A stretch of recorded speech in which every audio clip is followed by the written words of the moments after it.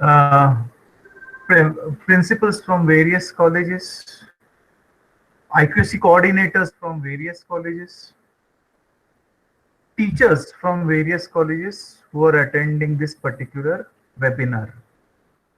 Thank you very much for inviting me over here.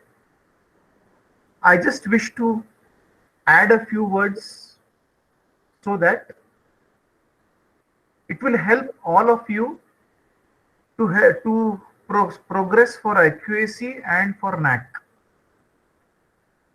IQAC Cluster India is a movement by the academicians to bring quality in colleges of India by providing every possible assistance for accreditation and quality assistance in academics.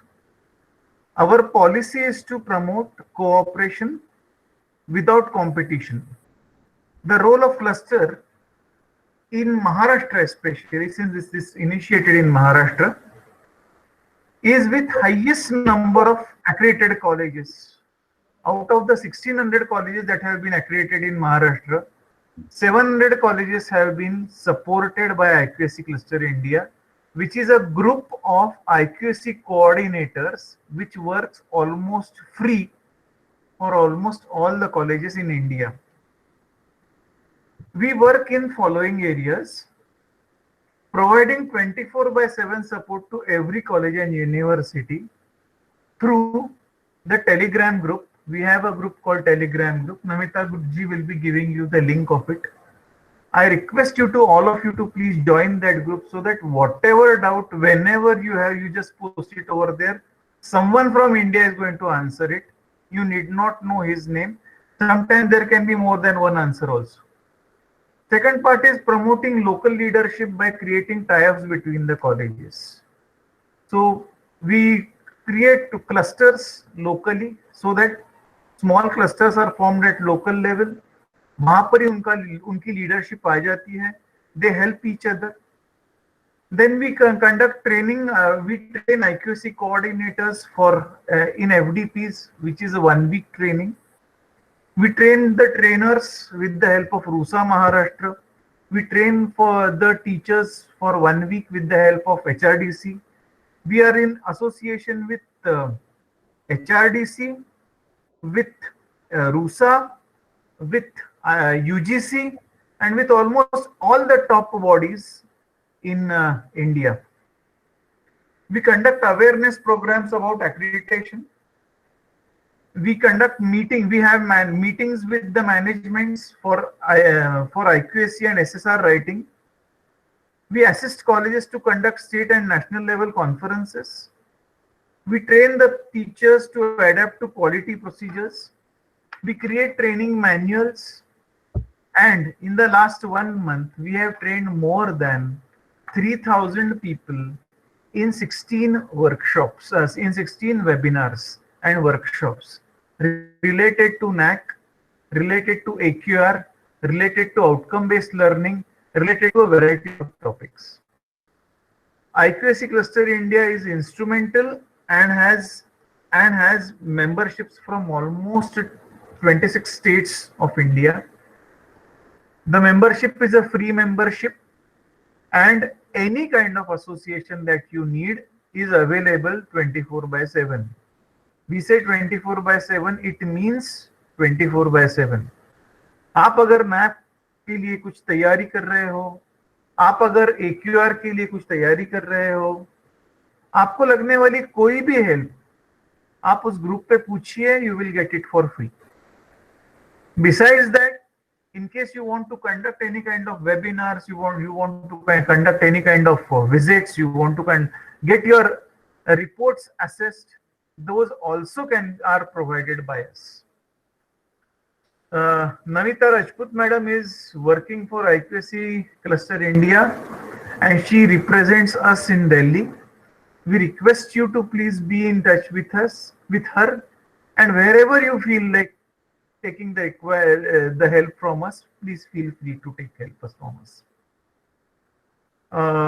With this brief introduction, what we do, I take a pleasure to wish you all the best for this wonderful webinar.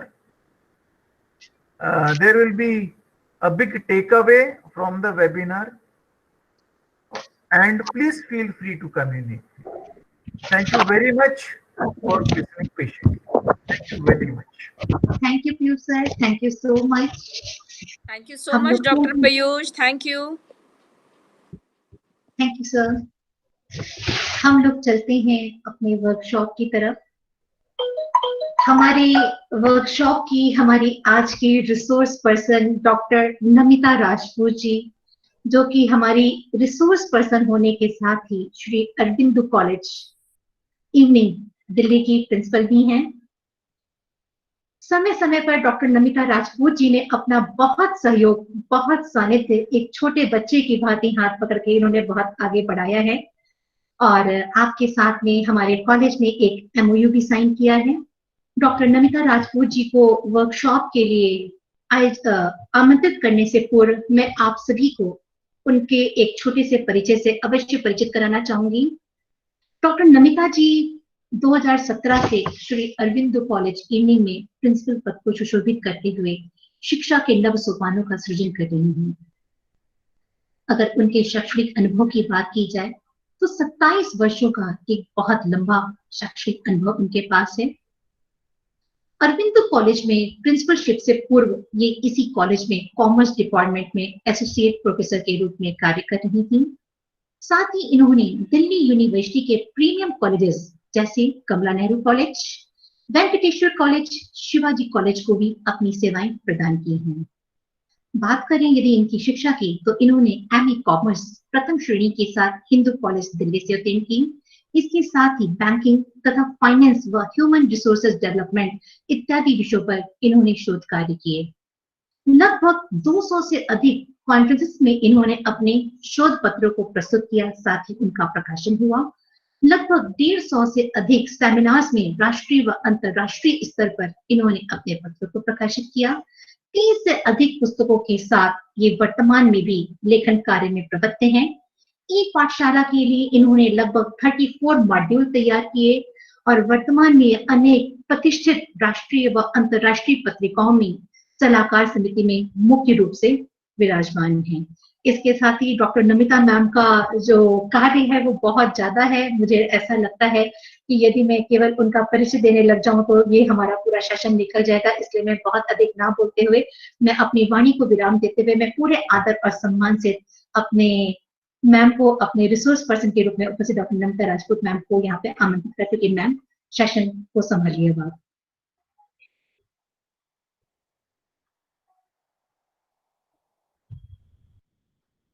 Doctor Namita ma'am. या मेरा सभी को नमस्कार।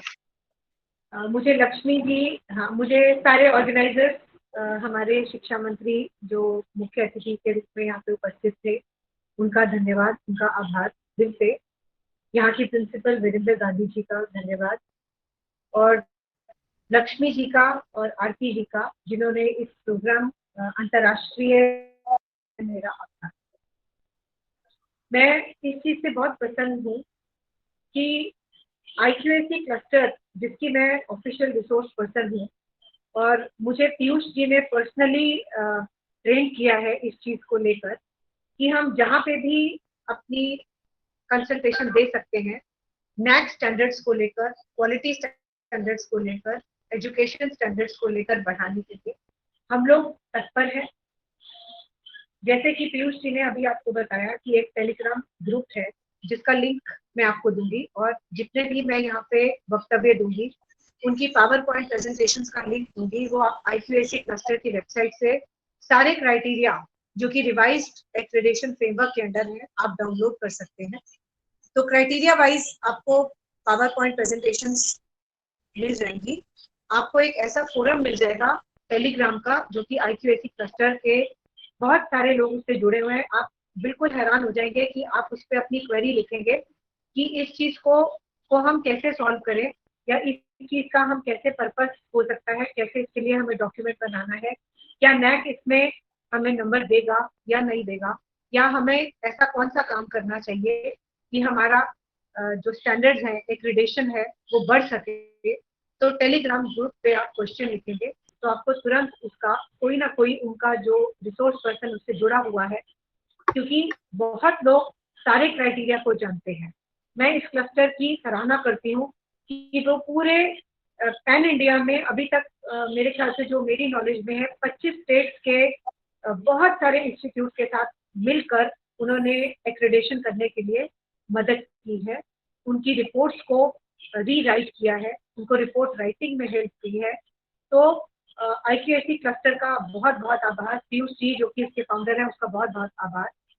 बल्कि मेरी workshop के बाद अगर आपको भी लगता है कि आपको IQAC से जुड़ना चाहिए तो मैं पीयूष जी का नंबर, उनका ईमेल आईडी आपको सब कुछ दे दूंगी, क्योंकि मैंने भी उनका इसी तरह से एक वेबिनार अटेंड किया था, तो हम उनके बहुत बड़े फैन बन गए थे कि वो कितना सेल्फलेसली काम कर रहे हैं पूरे नेशन के लिए। आपको ये तो पता ही होगा, अगर आप नेट के मूल्यांकन स्टैंडर्ड्स को फॉलो नहीं करेंगे तो आपकी ग्रांट, आपकी इंस्टीट्यूशन बंद भी हो सकती है। तो इसको मजाक की तरह हमें नहीं लेना, हमें पूरे दिल, पूरे दिमाग, पूरी हार्ट एंड सोल के साथ एक्रेडिशन में जुड़ना है। मैं कुछ बातें आपको यहाँ पे कहना चाहूंगी, जो कि मैं जो भी बातें कहूंगी मैं दिल से कहूंगी, क्योंकि मैं दिल की इंसान हूँ, दिमाग की इंसान नहीं। मैं जिसके साथ जुड़ती हूँ बहुत दिल से जुड़ती हूँ। लक्ष्मी ने मेरे को इस वेबिनार के लिए बहुत ही मन से बोला, और वो इतना प्यारा बोलती है, उनकी इतनी मधुर वाणी है कि मैंने उनको मना नहीं किया। जबकि मेरा कॉलेज का काम और ये सारे एडमिनिस्ट्रेटिव पोस्ट पर आपको पता है कि ऑनलाइन पे काम कितना बढ़ गया है, पर वीरेंद्र गांधी मैडम आपकी प्रिंसिपल और लक्ष्मी जी के कारण मैं यहाँ पे हूँ आज। तो ये एक बहुत ही अच्छा कॉज है जिसके लिए ये वेबिनार हो रहा है। हमारे एजुकेशनल इंस्टीट्यूट्स को higher education quality standards improvement की बहुत जरूरत है, और हमें इस चीज को मानना चाहिए कि हम जितना भी इंस्टीट्यूट्स के लिए काम करना चाहते हैं उतना हम नहीं कर पाते, हम लोग काम से घबराते हैं। तो सबसे पहले तो मैं आपको एक बात बहुत क्लियरली बता दूं कि नैक एक्रेडिशन का काम प्रिंसिपल का काम नहीं होता। नैक एक्रेडिशन का काम एक टीम वर्क का काम है। उस टीम में जितने भी कॉलेज के लोग हैं, टीचिंग के, नॉन टीचिंग के, एल्यूमिनाई, पेरेंट्स, जिस तरह से भी आप उस संस्था से जुड़े हैं, ये सबका एक कलेक्टिव काम है। क्योंकि अगर संस्था का मूल्यांकन अच्छा होगा, उसका एक्रेडिशन में ग्रेड अच्छा आएगा, तो ये विन विन सिचुएशन है। ये सभी के लिए अच्छी है। बच्चों के लिए इस तरह से अच्छी है कि बच्चों को प्लेसमेंट अच्छी मिलेगी। टीचर्स के लिए इसलिए अच्छा है कि उनका नाम एक अच्छी संस्था के साथ जुड़ेगा, उसका श्रेय उन टीचर्स को ही जाएगा, क्योंकि एक्रेडिशन करने में सबसे बड़ा हाथ टीचिंग का और नॉन टीचिंग का दोनों का होता है। और ये संस्था जो है ये स्टूडेंट सेलेक्ट होती है, तो जो भी एक्टिविटी हम नैक में करवाते हैं, जो भी एक्टिविटी हम संस्था में करवाते हैं, तो स्टूडेंट्स के बेहतर होने के, बेहतर फ्यूचर के लिए होती है, उनको अच्छी नौकरी मिल सके इसलिए होती है। संस्था में अच्छे अच्छे पाठ्यक्रम के अलावा भी अगर हम उनको कुछ भी अच्छा प्रदान कर सकते हैं तो हमें करना चाहिए। नैक का एक्रेडिशन का फ्रेमवर्क ये नैक की वेबसाइट पे आपको मिलेगा। ये जनवरी 2020 में नैक की वेबसाइट पे अपलोडेड है। मैं सभी से जो भी इस वर्कशॉप जुड़े हैं, नैक का वो मैनुअल डाउनलोड करने का आपको एक प्रस्ताव देती हूँ, एक आपको एडवाइस देती हूँ कि जब तक आप उस एक्रेडिशन फ्रेमवर्क को पढ़ेंगे नहीं, आपको उसकी महत्ता का पता ही नहीं चलेगा कि क्या चीजें रिवाइज हो गई हैं और किस लेवल पर रिवाइज हो गई हैं। मैं आपको पहले की थोड़ी सी कहानी बताना चाहती हूँ बैकड्रॉप पे, क्योंकि आज इस सेशन का पहला सेशन में पहला क्राइटेरिया मैं डिस्कस करने वाली हूँ। तो पहले क्राइटेरिया को डिस्कस करने से पहले मैं आपको कुछ बातें इसलिए बताना चाहती हूँ ताकि आपको पता चले कि हम किस दिशा की तरफ मुड़ रहे हैं अगले 7 दिनों में। सबसे पहले तो है कि नैक का जो नया एक्रेडिशन फ्रेमवर्क है वो बहुत ही मेथोडिकल है। आपको एक प्रॉपर तरीके से सारा काम करना है। जो भी आप काम करेंगे उसको आपको डिजिटाइज करना है, उसकी आपको सॉफ्ट कॉपी भी रखनी है।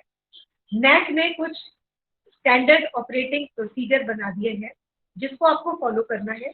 कि अगर आप कोई भी पुरानी पिक्चर डालकर आज ये बता दें कि आज हमारे कॉलेज में ये लेक्चर हुआ था, इसमें हमने स्टूडेंट्स की प्लेसमेंट के बारे में बात की थी, या आज हमने उनके डिजाइन एंड डेवलपमेंट की वर्कशॉप की थी, या हमने उनको सॉफ्ट स्किल्स सिखाए थे, हमने उनको कंप्यूटर की एजुकेशन दी थी, तो नैक अब इसको नहीं मानता। आपको जो भी काम करना है उसका प्रूफ रखना है अपने पास।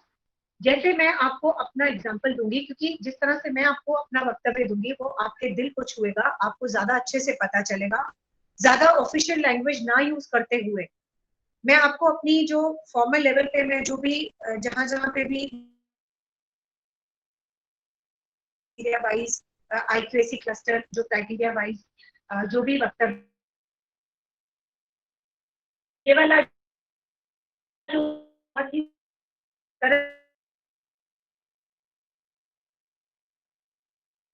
कि ये क्या काम है।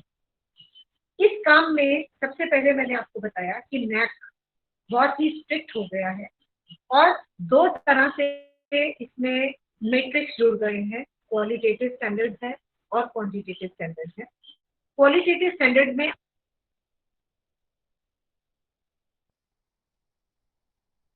नैक आपसे स्टूडेंट का नंबर मांगेगी कि कितने बच्चों का, कितने परसेंटेज बच्चों का क्या हुआ, कैसे हुआ, ये सब मांगेगी। और जो दूसरा क्वालिटी स्टैंडर्ड्स है उसमें आप आपके कॉलेज से एक रिपोर्ट मांगेगी जो कि लगभग 500 शब्दों में, कोई 1000 शब्दों में, जो भी आपको है क्राइटेरिया वाइज में आपको पूरा उसका उल्लेख दूंगी।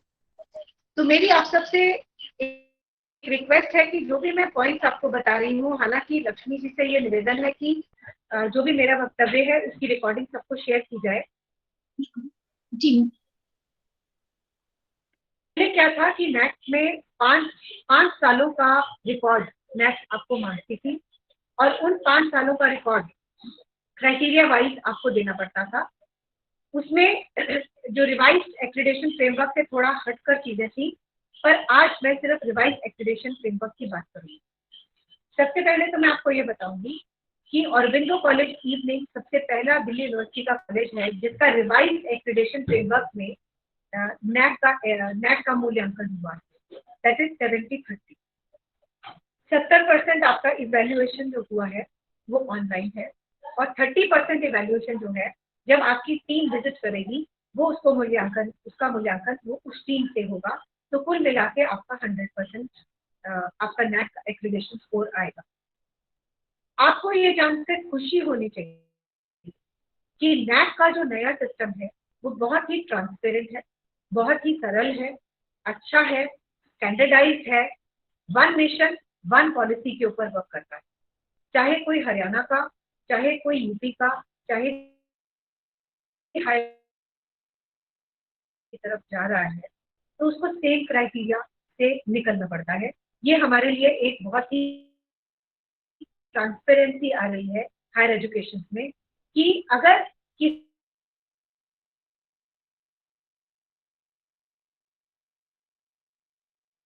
किसी कारणवश उसका ग्रेड कम आया है तो मेंटर मेंटी की परामर्श की स्कीम एक यूजीसी की नई लॉन्च हुई है।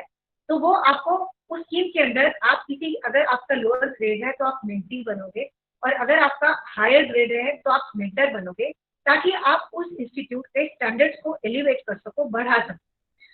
तो ऐसी बहुत सारी नई चीजें के से मैं आपको अवगत कराऊंगी। तो सबसे पहले तो मैं आपको ये बताऊंगी कि अब ये एक एनुअल फीचर बन गया है, क्वालिटी एश्योरेंस एनुअल लेवल पर आप और नेट को देनी है, जिसमें पोर्टल एक टाइम पीरियड के लिए खुलेगा और उसकी सारी गाइडलाइंस, सारी तरह का जो नेटवर्क है, फ्रेमवर्क है, वो आपको शेयर किया जाएगा नेट के थ्रू। वो विंडो आपकी बहुत कम देर के लिए खुलती है और आपको एनुअली उसको अपलोड करना है। आप हर चीज को वेबसाइट पे डालेंगे।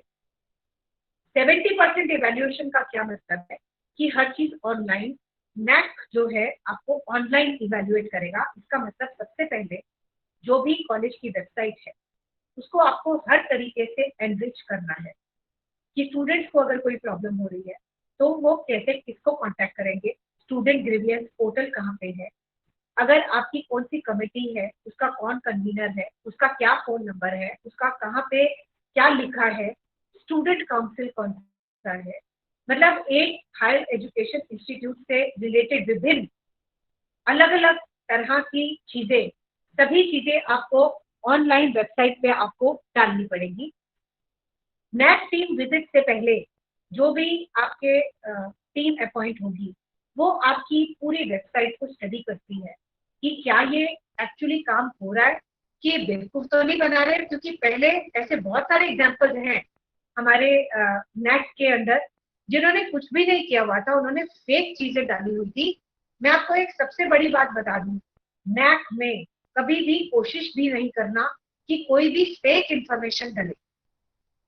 इसको प्रूव करने के लिए कि आपने ये इवेंट किया है, सबसे पहले तो आप सोशल मीडिया को लाइव कर दीजिए। आप मेरी वेबसाइट चेक करना, वेबसाइट मेरी उतनी अच्छी नहीं है क्योंकि मैं भी डिवाइस एक्टिवेशन फ्रेमवर्क में उसको एनरिच कर रही हूँ। मेरी अभी अच्छी नहीं है, ये मैं अपने आप से मान रही हूँ, पर जो भी इवेंट मैं ऑरबिंदो इवनिंग कॉलेज में करवाती हूँ, चाहे आज का भी वक्तव्य जो भी मैं आपको दे रही हूँ, मेरे ऑफिस के लोगों को पता है कि जहाँ पे भी मैडम बोल रही है, जो भी मैडम कर रही है, जिस फोरम पे भी जो भी काम हो रहा है, वुमेन डेवलपमेंट सेल का अगर कोई प्रोग्राम है, क्वालिटी अश्योरेंस सेल का कोई प्रोग्राम है, कैरियर ओरिएंटेशन सेल का कोई प्रोग्राम है, तो हमारा ऑरबिंदो कॉलेज इवनिंग का पेज आपको लाइव मिलेगा। अभी भी इस वक्तव्य के बाद आप देखना कि ऑरबिंदो कॉलेज इवनिंग का पेज आपको लाइव मिलेगा जरूर। और हमारे कॉलेज के जो भी हमारी टीम नेट की है, वो बहुत डेडिकेटेड टीम है, चाहे वो टीचिंग स्टाफ है, चाहे वो नॉन टीचिंग स्टाफ है। अगर आप मेरी आवाज सुन पा रहे हैं तो मैं आपकी प्रशंसा की तरफ ये वर्ड कह रही हूँ, और इससे मैं और लोगों को भी एग्जाम्पल दे रही हूँ कि इसमें आपको कोऑपरेशन दिखाना है। नेट के काम के लिए कंपटीशन नहीं है कि एक टीचर ज्यादा काम कर रहा है या एक टीचर कम काम कर रहा है। ये सभी काम, सारा काम हम अपनी इंस्टीट्यूशन के लिए दे रहे हैं, जो हमें ब्रेड एंड बटर देती है, जहाँ से हमारी रोजी रोटी है। तो उसके फ्रेमवर्क को, उसके स्टैंडर्ड्स को हमें दिल से अपनाना है, हमें दिल से उसके लिए काम करना है। सबसे पहले आप क्राइटेरिया वाइज जो भी इंफॉर्मेशन मैं आपको दूंगी, उससे पहले मैं आपके हालांकि आपकी एक्रेडिटेशन में काफी काम चल रहा है, मुझे ये सराहनीय कदम है आपका कि आप इसको फिर से करवा रहे हैं, क्योंकि हर चीज को रिफ्रेश करना। और नेट का जो स्टैंडर्ड फ्रेमवर्क है, ये मैं आपको एक बता दूं, ये कॉन्टिन्यूस काम है। जैसे आप एक खाना, जैसे आपने ब्रेकफास्ट किया, आपको फिर भूख लगी, आपने लंच किया, आपको फिर भूख लगी, आपने डिनर किया, तो आपका जो ये लाइफ साइकिल है वो कॉन्टिन्यूस लाइफ साइकिल है। सिमिलरली नेट का एक्रेडिटेशन, उसके क्वालिटी स्टैंडर्ड्स का अपग्रेडेशन, ये भी एक कंटिन्यूस प्रोसेस है। और ये मैं आपको पहले से ही बता रही हूँ कि अब कोविड जो जिस सिचुएशन और जिस लॉकडाउन से हम लोग निकल रहे हैं, इसके बाद भी आपको नेट जो है थोड़े दिनों में एक नई पॉलिसी भी देगा। इसीलिए जो काम कर रहे हैं देगा तो इन्हीं क्राइटेरिया के अंदर देगा। उसके अंदर सिर्फ एक एक्स्ट्रा चीज जो मैं सोच रही हूँ और जो मैं समझ पा रही हूँ, वो डिजिटाइजेशन की हो जाएगी, ऑनलाइन लेक्चरिंग की हो जाएगी, ऑनलाइन लर्निंग मैनेजमेंट सिस्टम की हो जाएगी। आईसीटी एनेबल्ड का रोल पहले भी नेट में काफी था, अब और बढ़ जाएगा। तो इस प्लेटफॉर्म को सभी लोग दिल से अपनाइए। आप नए प्लेटफॉर्म को सीखिए, ह्यूमन कैपेसिटी को कम मत समझिए। अगर आप अपने माइंड में ये सोचकर चलेंगे कि ये प्लेटफॉर्म जैसे मेरी उम्र 52 साल की है, और अगर मैं ये बोलना शुरू कर दूं कि इस उम्र में मुझे और क्या करना है, मेरी नौकरी पक्की है, मुझे क्या करना है नया प्लेटफॉर्म सीख के, मेरे बच्चे सेटल्ड हैं, तो मैं आराम की जिंदगी अपना जो ऑनलाइन 2-3 लेक्चर्स हैं वो देकर अपनी लाइफ को जीऊं, मैं ऐसा नहीं सोचती। लाइफ में सबसे पहले आपको नेट में लर्निंग की तरफ मूव करना है, नए प्लेटफॉर्म्स को लर्न करना है। और आज की डेट में पोस्ट कोविड एरा के बाद आपको ऑनलाइन लर्निंग प्लेटफॉर्म्स को लर्न करना बहुत ज्यादा जरूरी इसलिए हो जाएगा क्योंकि हमारे पास कोई ऑप्शन ही नहीं रहे। पहले हम डिजिटल प्लेटफॉर्म्स को अपनी ट्रेडिशनल टीचिंग के साथ थोड़ा सा जोड़ते थे, कि जैसे हमने अपने बच्चों को सेमिनार रूम में एक गांधी की पिक्चर दिखा दी तो हमने बहुत बड़ा काम कर लिया, ऐसा नहीं। और अब हमें क्या करना है, हमें करना ही डिजिटल प्लेटफॉर्म पे। और पहले ऑनलाइन डिग्री की मान्यता दिल्ली सरकार, भारत सरकार नहीं देती थी, अभी भी नहीं है, पर अब जिस सरकार जिन मूवमेंट्स के ऊपर बढ़ रही है, आपको सुन के हैरानी होगी कि इस टाइम पे भी 30 से भी ज्यादा प्लेटफॉर्म्स डिजिटल हमारे प्रधानमंत्री मोदी जी ने, हमारे मंत्रालयों ने उसको इतना पुश किया है कि अब आने वाले समय में हमें ऑनलाइन डिग्रीज की मान्यता प्रदान हो जाएगी। हम घर बैठे बैठे हम छोटे छोटे मॉड्यूल्स के साथ अपनी डिग्री घर बैठे भी बना सकते हैं, क्योंकि कोविड की सिचुएशन शायद कंट्रोल इतनी जल्दी होगी नहीं। हम अगर पॉजिटिव सोच भी रखते हैं, हो भी जाएगी, तो भी वो लेवल आने में जो कि पहले था उसको तो आप भूल जाइए। आज की situation is a new now. New now का मतलब अब ये नॉर्मल है, और कॉलेज जाना और पुरानी चीजों पे जाना वो एबनॉर्मल है। तो इस नॉर्मल को जितनी जल्दी हम अडॉप्ट करेंगे, उतनी जल्दी हम क्वालिटी स्टैंडर्ड्स को, वेबिनार्स को अपने एक अपने अपने अपनी जिंदगी का एक इम्पोर्टेंट हिस्सा भी मान सकते हैं। तो 70% इवैल्यूएशन आपका ऑनलाइन होना है, ट्रांसपेरेंसी बढ़ गई है, नंबर ऑफ विजिट्स का कम हो गई है। नैक के लोग पहले 3-3 दिन 5-5 दिन विजिट करते थे, अब वो 2 दिन की रह गई है। स्टैंडर्ड डॉक्यूमेंटेशन आ गया है, आपको सबको पता है कि इस क्राइटेरिया में आपको ये चीज में ऐसा डॉक्यूमेंट चाहिए। तो चीजें क्लियर भी हुई हैं, ट्रांसपेरेंट भी हुई हैं, और अच्छी भी हुई है, सिस्टमेटिक भी हुई है। और अब ऐसा है कि आप कोई भी चीज आप नैक में गलत अपलोड नहीं कर सकते, जो कि पहले काफी इन चीजों के का प्रचलन था कि कोई चीज ऐसी नहीं होती थी, फिर भी आपको ये बताया जाता था, नैक के लोगों को बताया जाता था कि एक्रेडिटेशन में ये चीज हुई थी, जबकि वो पुरानी पिक्चर होती थी।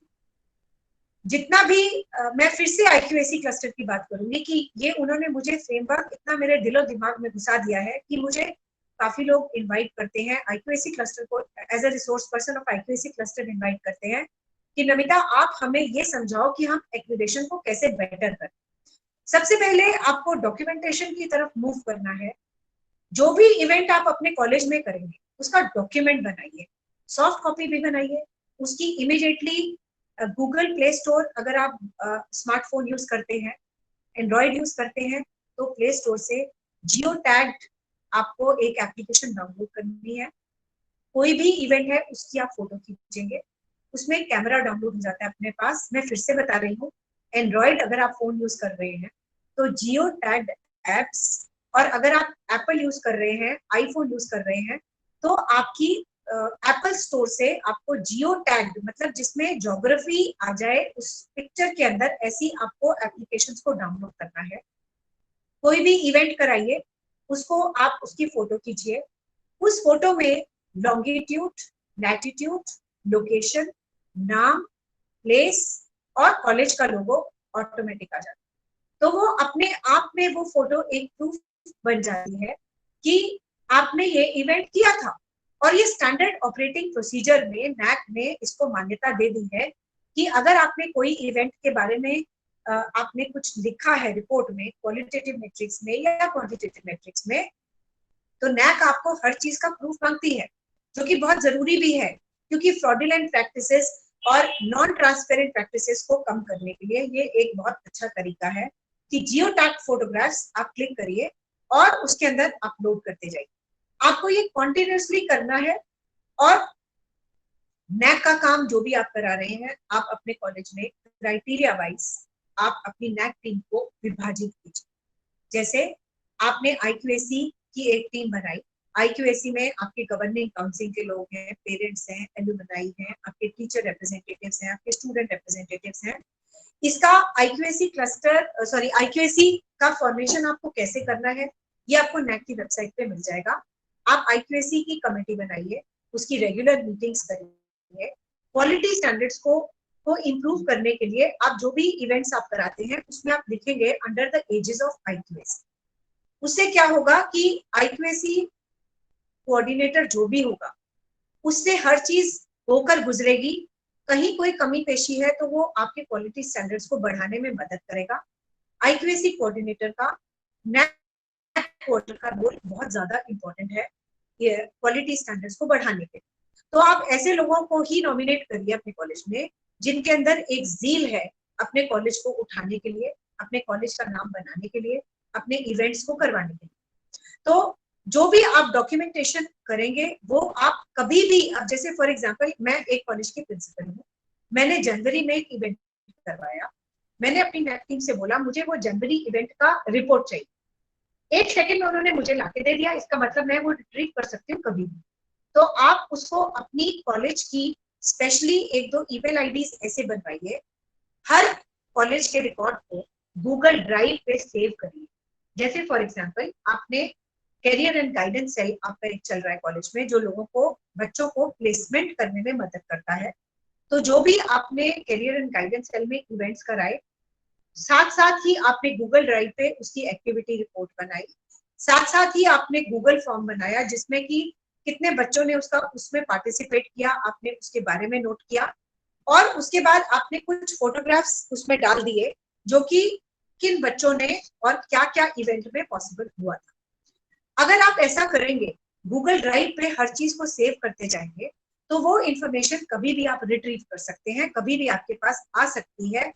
आपको सिर्फ गूगल ड्राइव को क्लिक करना है, आप किसी भी मंथ का आप ये एक्टिविटी रिपोर्ट, कितने बच्चों ने अटेंड किया, उससे कितने बच्चे बेनिफिट हुए, ये सारी चीजें आप कर सकते हैं।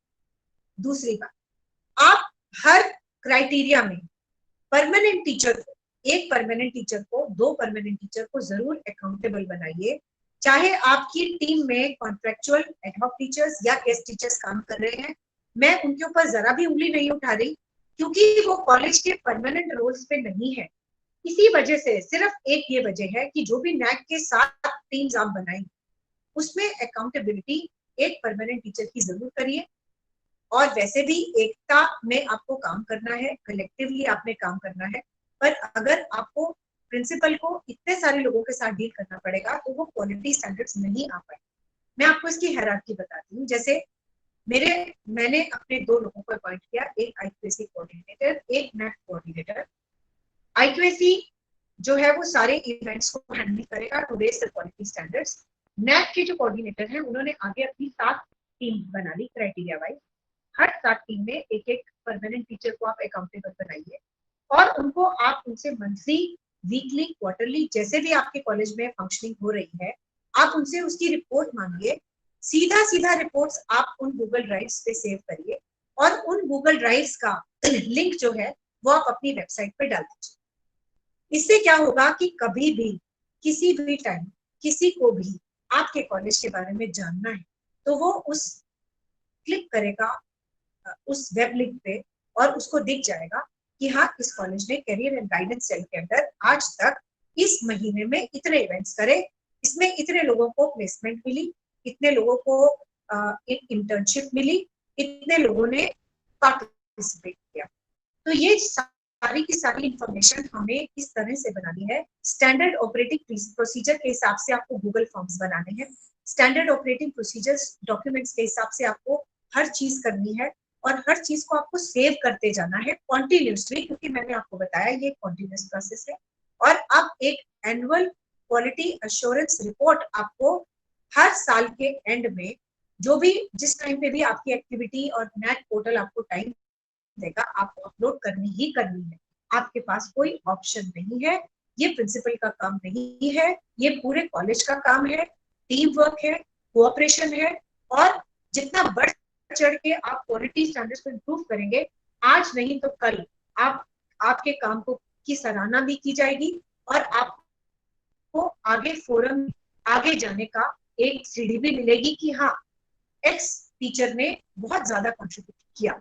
मैंने अपने कॉलेज में इस तरह के बहुत सारे सराहनीय कदम लिए हैं। जैसे मैंने रिसर्च को प्रमोट करने के लिए मैंने बहुत सारे अवार्ड्स रखे हुए हैं, एडहॉक टीचर्स के लिए अलग रखे हैं, परमानेंट टीचर्स के लिए अलग रखे हैं। उसकी भी मैंने एक पॉलिसी बनाई है कि अगर एक साल एक टीचर को, परमानेंट टीचर को एक अवार्ड मिल गया, तो वो अगले 3 साल तक अप्लाई नहीं कर सकता, ताकि बाकी टीचर्स को भी रिसर्च करने का मौका मिल सके। उसी तरह से हम सब्जेक्ट वाइज मेरिट में स्टूडेंट्स को भी प्रमोट करते हैं। अगर नॉन टीचिंग के लोग वर्कशॉप्स अटेंड करते हैं, ट्रेनिंग प्रोग्राम्स करते हैं, तो वो भी बहुत सराहनीय है, उनके लिए भी हमने अवार्ड्स रखे हैं। जिन लोगों को बेस्ट प्रैक्टिसेस में, जैसे जिन लोगों को 25 साल पूरे हो गए हैं, या कोई भी टीचर रिटायर हो गया है, तो हम उसको अपलॉड करते हैं, उनको ऑनर्स देते हैं, उनको टीचर्स डे के दिन सम्मानित करते हैं, तो आप अपने कॉलेज में कोई भी इनोवेटिव प्रैक्टिस स्टार्ट कर सकते हैं। मुझे इस बात को शेयर करने में बहुत ही अच्छा लगता है कि जैसा अगर मुझे कोई चीज कहीं से मिली है तो मैं उसको शेयर से मैं मेरी डिक्शनरी में कॉम्पिटिशन वर्ड नहीं है, इसीलिए मैं ये सारे टिप्स, सारे एक्सपीरियंसेस आप लोगों से शेयर करती हूँ। आपको ये पता है कि कोविड-19 एक तरह का जो पेंडेमिक है, ये 1-2 साल में, 1.5 साल में हम अगर पॉजिटिव होकर चले तो 6 महीने में नॉर्मलसी की तरफ आ जाए। पर आपको ऐसा नहीं लगता कि क्लाइमेट चेंज का जो बहुत बड़ा, वो भी एक इतनी बड़ी प्रॉब्लम है कि वो तो अभी सॉल्व होने का कोई मतलब ही नहीं है, क्योंकि हमने अपने आप को चेंज नहीं किया। हम अपनी ग्रीड के लिए एनवायरनमेंट को तंग कर रहे हैं, इसीलिए आज एनवायरनमेंट हमें तंग कर। तो ये सिचुएशन आप मान के चलिए, natural calamities, pandemic situation, climate crisis, disasters, ये हमारी लाइफ का हिस्सा बन चुके हैं, आज भी हैं, कल भी हैं, आगे भी रहेंगे। तो हमें जो भी क्वालिटी स्टैंडर्ड्स को बढ़ाना है, वो इन सारी चीजों को, इस सारे फ्रेमवर्क को एक ही फ्रेम में लाकर करना है कि आज कोविड है तो कल कुछ और होगा, कल कुछ और है तो परसों कुछ और होगा। क्लाइमेट चेंजेस को आप सोच भी नहीं सकते वो कि ह्यूमन रेस को खत्म भी कर सकती है। तो इसी तरह से एजुकेशनल इंस्टीट्यूट्स के लिए हम किस तरह से क्वालिटी स्टैंडर्ड्स को इम्प्रूव कर सकते हैं, कैसे उनके स्टैंडर्ड्स एलिवेट कर सकते हैं, ये सारा का सारा ओवरव्यू मैं आपको आज इस वक्तव्य में अपना दे रही हूँ। मैं आपको 2-3 चीजों के बारे में और बताऊंगी, क्राइटेरिया वाइज तो मैं सब बताऊंगी, बट इस ओवरव्यू से आपको मैं ये ज्ञान देना चाह रही हूँ कि आगे आने वाले 6 दिन आपके लिए कितने महत्वपूर्ण है, और आप मेरे इस वक्तव्य से, मेरे इस लेसन से जो मैंने सीखे हैं, मैंने भी ये लेसन किसी से लिए हैं, सबसे ज्यादा लेसन मैंने IQAC क्लस्टर से लिए हैं, तो वो मैं आपके साथ शेयर करूँ।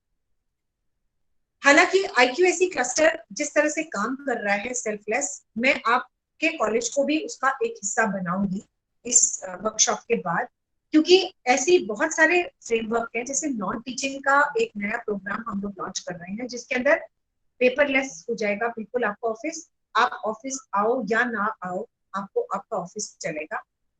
वर्क फ्रॉम होम को हमें स्ट्रॉन्ग करना है, डिजिटलाइजेशन को हमें स्ट्रॉन्ग करना है।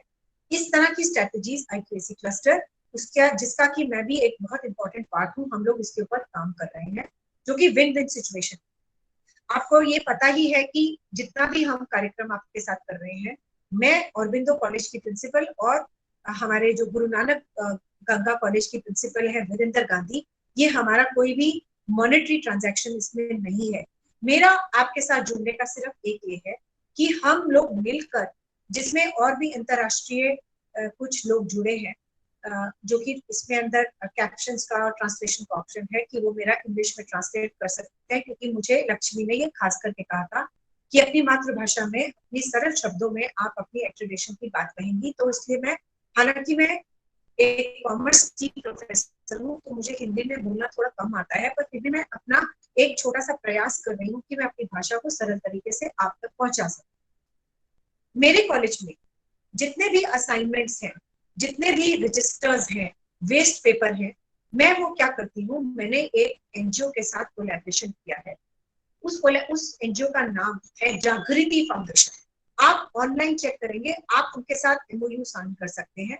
वो क्या करते हैं, आप एक वेस्ट पेपर कलेक्शन ड्राइव करके आप अपने स्टूडेंट्स, अपने टीचर्स, अपने नॉन टीचिंग स्टाफ के साथ ऐसे प्रोग्राम कर सकते हैं, वेस्ट पेपर कलेक्शन ड्राइव, जो जैसे न्यूज पेपर्स में, जैसे आपके पुराने, जैसे हम लोग नए साल में जब हमारा नया बच्चा नई क्लास में जाता है, तो उसका बहुत सारा ऐसा पेपर होता है कि वो वेस्ट हो जाता है।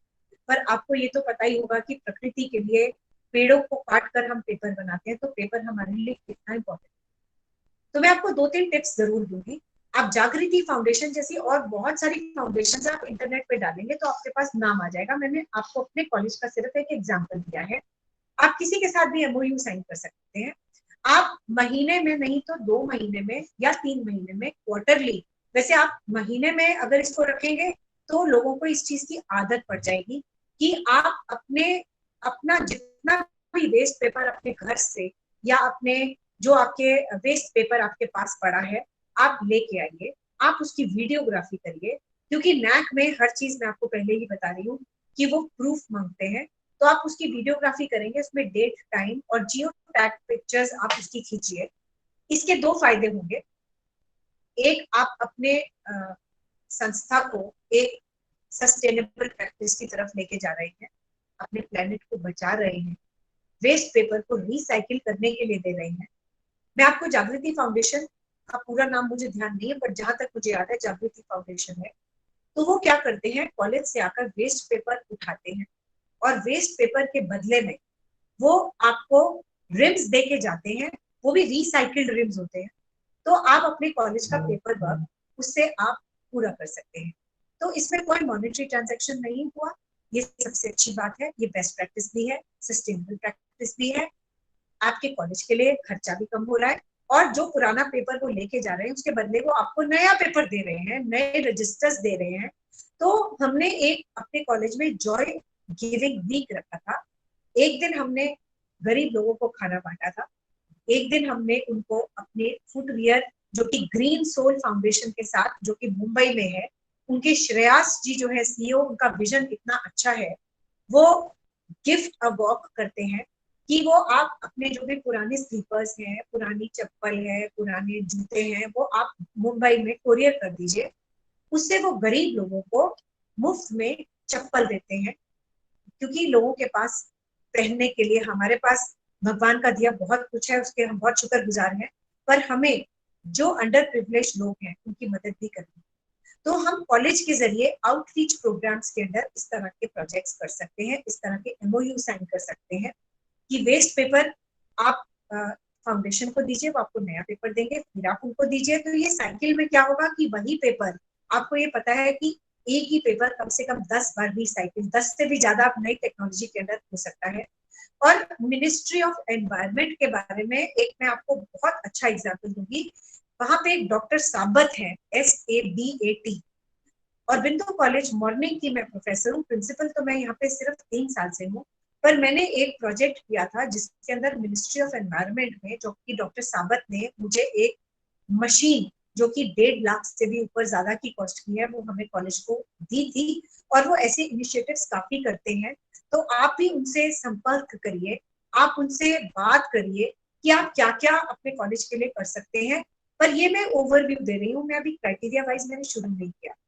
जिस दिन मैंने कॉलेज को ज्वाइन किया, मैंने देखा कि मेरे कॉलेज में 1000 लड़कियां भी हैं, मेरे पास 2200 बच्चे हैं मेरे कॉलेज में, जिसके अंदर 50% के करीब गर्ल्स हैं। तो एक ये मैं बहुत ओपन फोरम पे कह रही हूँ कि मैंने सबसे पहले उनसे CSR फाउंडेशन के साथ एक एमओयू साइन किया। उन्होंने सैनिटरी नैपकिन मशीन्स हमारे लिए गर्ल्स के लिए लगाई, जिसमें हम free of cost sanitary napkin हम अपनी गर्ल्स को प्रोवाइड करते हैं, एक भी पैसा उनसे चार्ज नहीं करते। आप ऐसे ऐसे सोर्सेस को ढूंढिए जो कि कॉलेज के लिए कंट्रीब्यूशन दे सके, कॉलेज के लिए एक फ्रेमवर्क दे सके, जिससे वो बेस्ट प्रैक्टिसेस भी बन जाए, कॉलेज का नाम भी होता है, सस्टेनेबल भी रहता है, और कॉलेज ओवरऑल हर लेवल पे क्वालिटी स्टैंडर्ड्स के साथ आप अपने कॉलेज के स्टैंडर्ड्स को इम्प्रूव कर सकते हैं। आप अपने जितने भी एलुमनाई हैं, जैसे मेरे कॉलेज से, मैं आपको हर चीज में अपने कॉलेज का एग्जांपल इसलिए दे रही हूँ कि आप अपने कॉलेज से इसको रिलेट कर सकते हैं। मेरे कॉलेज में एलुमनाई प्रेसिडेंट को अभी गैलेंट्री अवार्ड मिला। हमने अपने एलुमनाई मीट में हमने उन्हीं को चीफ गेस्ट बनाया, उनके एक्सपीरियंसेस बच्चों के साथ शेयर किए ताकि वो पहुंच सके उनके लेवल तक, और उनके लेवल तक पहुंच सके।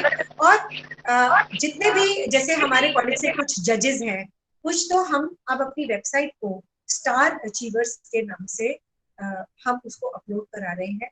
ये एक तरह का प्रेरणा का स्रोत बन सकता है हमारे बच्चों के लिए कि औरबिंदो कॉलेज इवनिंग से पढ़कर बच्चे इस लेवल तक पहुंच सकते हैं। तो मुझे इस बात की खुशी है कि मैं इस फोरम पे अपनी जो भी एक्सपीरियंसेस है उनको शेयर कर रही हूँ। जिस तरीके से हमने अपनी, क्योंकि मेरा कॉलेज मैंने आपको बताया सबसे पहला कॉलेज है जो रिवाइज एक्रेडिटेशन फ्रेमवर्क में है, तो हमने इस तरह के इनिशिएटिव्स लिए थे जिसकी वजह से हमारा ग्रेडिंग D+ आया है। ये ग्रेडिंग उतना अच्छा तो नहीं है, पर ना हमारे पास बिल्डिंग है, ना हमारे पास कोई डिजिटल ज्यादा क्लासरूम्स है, ना हमारे पास ग्राउंड है, पर हमारे पास एक मन की इच्छा है, हमारे पास आगे बढ़ने का शौक है। हमारे पास जील है, जिसकी वजह से हमारी पूरी औरबिंदो कॉलेज की टीम ने मिलकर इस ग्रेडिंग की तरफ काम किया। एक चीज मैं और अपनी कॉलेज के टीम की सराहना करना चाहती हूँ कि हमने वहां पे पूरी रात भर बैठकर रिपोर्ट बनाई। किसी ने एक बार भी नहीं कहा कि मेरा बच्चा रो रहा है या मुझे खाना बनाना है या मैं रात को वहां पे नहीं रुक सकती। मेरे अपने हस्बैंड ने भी मुझे इस चीज में साथ दिया कि मैं एक्रेडिटेशन फ्रेमवर्क में पूरी 2 रातें हमने, एक रात को तो मैं खुद भी रुकी थी, बाकी हमारे पूरे कॉलेज ने इतना जील दिखाया, सारे एडहॉक टीचर्स, कुछ permanent teachers, non teaching staff, हम लोग सब रुके। तो ये सिर्फ मैं आपको इसलिए बता रही हूँ कि जील होनी चाहिए आगे बढ़ने की, एक्रेडिटेशन करने की, क्वालिटी स्टैंडर्ड्स को इम्प्रूव करने की। तो इन्हीं शब्दों के साथ मैं आपका पहला क्राइटेरिया स्टार्ट कर रही हूँ। पहले क्राइटेरिया स्टार्ट करने से मैं आपको ये सारा आपको ये शेयर करूंगी। प्लीज अपने माइक्रोफोन ऑफ कर दीजिए, अपने माइक्रोफोन स्विच ऑफ कर दीजिए। अब ये पहला क्राइटेरिया मैं आपको एक्सप्लेन कर रही हूँ। पहला क्राइटेरिया है करिकुलम एस्पेक्ट्स। करिकुलम एस्पेक्ट्स के अंदर सबसे पहला क्वेश्चन जो नैक आपसे पूछती है वो है, the institution ensures effective curriculum delivery through a well planned and documented process. देखिए, करिकुलम हमें बना बनाया मिलता है, पर हमारा इंस्टीट्यूशन उसमें कैसे रोल प्ले कर सकता है कि हम उसको किस तरीके से इफेक्टिवली उसको डिलीवर करें। जैसे हम शुरू में ही अपनी पूरी बहुत अच्छे से प्लानिंग करनी चाहिए कि हमें एक एकेडमिक कैलेंडर बनाना चाहिए कि हम अपने करिकुलम को कैसे करेंगे, हमारा सेशन कब स्टार्ट होगा, मिड सेमेस्टर ब्रेक कब होगा, सेमेस्टर एंड कब होगा, एग्जाम कब होगा, कितना परसेंट सिलेबस कितने टाइम में कवर होगा। तो इसी तरह की चीजों को लेकर हमें अपने, जिस तरह से जैसे कॉलेज डेवलपमेंट कमेटी है, IQAC है हमारा, हर कॉलेज का अपना अपना एक रोल होता है। कईयों ने एकेडमिक इम्प्रूवमेंट कमेटी बनाई है, किसी ने कॉलेज डेवलपमेंट कमेटी बनाई है। तो आप जैसे ही सेमेस्टर स्टार्ट होता है, आप एकेडमिक कैलेंडर को बनाइए, एकेडमिक कैलेंडर को विजिबल कराइए अपनी वेबसाइट पे, जो कि टीचर्स के लिए और बच्चों के लिए सभी को पता है कि उनके मापदंड क्या है, उनको कब तक कौन सा कोर्स पूरा कराना है, किस दिन से सेमेस्टर खत्म होगा, किस दिन का अवकाश है, किस दिन का मिड सेमेस्टर ब्रेक है, किस तरीके की वेल प्लान्ड आपको डॉक्यूमेंट्री करानी है। और इसमें टाइम टेबल का बहुत इंपॉर्टेंट रोल। तो जितनी भी वेबसाइट्स आप देखेंगे, क्योंकि वन नेशन वन प्लान है, तो आपको ये सारी चीजों के ऊपर बहुत ही ज्यादा महत्व देना है कि हमें अपना करिकुलम किस तरीके से इम्प्लीमेंट करना है, किस तरह से वेल प्लान करना है, करिकुलम की डिलीवरी कैसे की जाएगी, और उसको आपको डॉक्यूमेंटेशन उसका रेडी करना है। आपको इससे रिलेटेड आपको एक पॉलिसी बनानी चाहिए और उस पॉलिसी को भी आपको वेबसाइट पे डालना चाहिए। मैं IQAC क्लस्टर से रिक्वेस्ट करूंगी कि पॉलिसी भी कैसे बनाई जाती है, इसके ऊपर भी एक सेशन हम लोग आपको करवाएंगे। पॉलिसी बनाना आसान काम नहीं होता। पॉलिसी के अंदर पूरा दिल, दिमाग, टाइम, फ्रेमवर्क, टीचर्स, रिसोर्सेज, बच्चे, नॉन टीचिंग स्टाफ, सभी कॉन्स्टिट्यूएंट्स को एक ही फ्रेम में लाकर आपको बनाना पड़ता है। तो इसका लेसन प्लानिंग, किस तरह से करिकुलम को आपको बनाना है, टाइम टेबल को बनाना है और उसको डॉक्यूमेंट करना है, इसके लिए नैक आपको 10 नंबर देता है। तो जो भी आप बनाएं वो बहुत ही अच्छे तरीके से बनाएं। मैं आपको सबका मार्क्स, सबकी पावर पॉइंट प्रेजेंटेशंस अभी इस वक्तव्य के बाद मैं आपको पहले ही क्राइटेरिया की शेयर करूंगी लक्ष्मी को, और लक्ष्मी आपसे अनुरोध है कि आप सबको ईमेल पे वो भेज दें, और आज की रिकॉर्डिंग पे अगर आप भेज पाओ तो वो भी भेज देना। बिल्कुल मैम, हम लोग करेंगे। हाँ जी। अच्छा, सबसे पहला क्राइटेरिया जो मैंने आपको बताया है, ये जो आपका एकेडमिक प्लानिंग और कैलेंडर और इफेक्टिव डिलीवरी पे है, इसको मैं और एक्सप्लेन करना चाहती हूँ। क्राइटेरिया 1 में इफेक्टिव करिकुलम डिलीवरी में आपको प्लान करना बहुत जरूरी है। तो जितने भी टीचर इंचार्ज हैं, जितने भी आपकी कॉलेज डेवलपमेंट कमेटी है, आपको इसका पॉलिसी बनानी पड़ेगी और सेमेस्टर के बिगिनिंग से पहले ही आपको सबको मिलना पड़ेगा। आपको सब कुछ पता है कि आपके कितने कॉलेज में आपको प्रोग्राम्स मिले हुए हैं, कितने आपके पास कोर्सेज रन हो रहे हैं, उसके हिसाब से आपको पूरी मीटिंग्स करनी है, उन मीटिंग्स का रिकॉर्ड मेंटेन करना है, टीचिंग प्लान बनाना है, टाइम टेबल बनाना है, टीचर्स को अपनी डायरी मेंटेन करनी है, अटेंडेंस मेंटेन करनी है, और अब ये सारी की सारी चीजें आपको डिजिटाइज्ड वे में जरूर करनी पड़ेंगी, मैं आपको पहले ही बोल रही हूँ।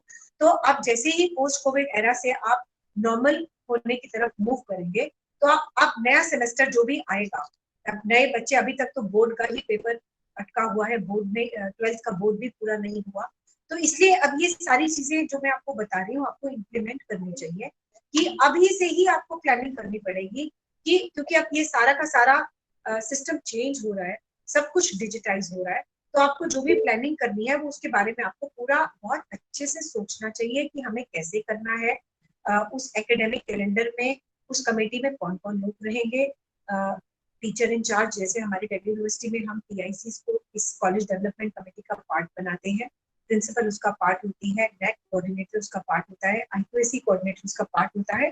तो आप अपने इनोवेटिव तरीके से आप अपनी पॉलिसीज बनाइए, जितनी भी मीटिंग्स कर रहे हैं प्लीज उसको डॉक्यूमेंट करिए, हर छोटी से छोटी मीटिंग, चाहे उसका जो भी एजेंडा है, पहले उस नोटिस को भी आप रखेंगे, नोटिस को रखना बहुत जरूरी है, मीटिंग्स के मिनट्स को रखना बहुत जरूरी है, किस तरीके से आपने एकेडमिक कैलेंडर की प्लानिंग की है उसको भी आपको रखना बहुत जरूरी है, टीचर्स को भी अपनी डायरी मेंटेन करनी चाहिए कि वो कैसे, कब और क्या फ्रेम कर रहे हैं। अब इफेक्टिव करिकुलम डिलीवरी और उसका इम्प्लीमेंटेशन, ये बहुत ही एस्पेक्ट है, मैं सेम पॉइंट को एक्सप्लेन अभी भी कर रही हूँ, क्योंकि मैं चाहती हूँ कि ये सभी जो भी इसमें पार्टिसिपेट कर रहे हैं वो इसको बहुत अच्छे से समझ लें कि उनको किस रास्ते पे चलना है।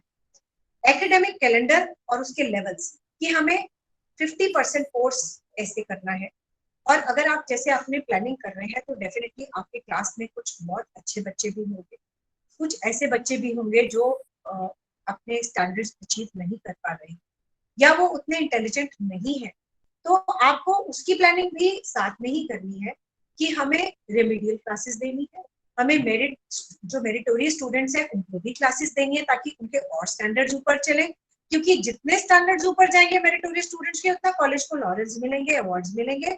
तो हमें हर चीज पे वर्क करना है कि अगर हमारे बच्चे अच्छे से नहीं पढ़ पा रहे हैं या वो अच्छी डिलीवरी नहीं कर पा रहे हैं, तो हम उनसे रीजंस पता करें कि आप क्यों अचीव नहीं कर पा रहे, क्या आपको कॉलेज में टीचर्स का समझ में नहीं आ रहा है, टीचर्स का फीडबैक भी लीजिए, बच्चों का भी प्रॉब्लम्स के बारे में बात करिए, मेरिटोरियस बच्चों से भी मीटिंग करिए, जो बच्चे अचीव नहीं कर पा रहे हैं या लेस अचीवर्स हैं उनसे भी मीटिंग करिए, तो आप प्रॉब्लम की जड़ तक पहुंच सकते हैं। पर आपको इन सबकी पॉलिसीज बहुत शुरू में ही, जो सेमेस्टर बिगिनिंग से पहले ही आपको ये चीजें आपको बनानी चाहिए।